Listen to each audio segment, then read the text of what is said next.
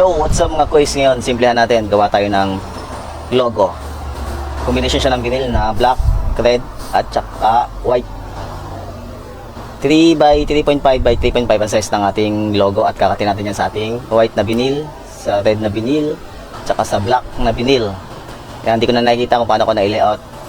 Then pagkatapos nating makat yan, iwiwid na natin yan. Tatanggalin natin yung mga hindi natin kailangan.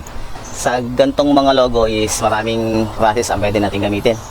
Pwede tayong gumamit dito ng DTP, yung sinaunang digital print, at sumunod yung DTF, yung bago ngayon. At pwede din dito yung silk screen. Pwede din dito ang sublimation for ano lang yun, pang mga light colors lang. At pwede ring vinyl. Ito ang ginagawa nating vinyl ngayon. So yan, nakata natin, tatanggalin na natin yan at ipipress na natin yan sa ating t-shirt. Yan, una nating lalapag dyan ang ating white dahil siya yung nasa ilalim.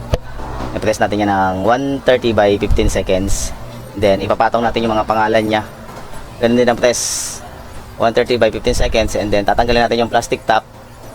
And then press natin ulit ng 3 seconds. So ganun lang guys, ka-basic mag-print at gumawa ng logo. Thank you for watching.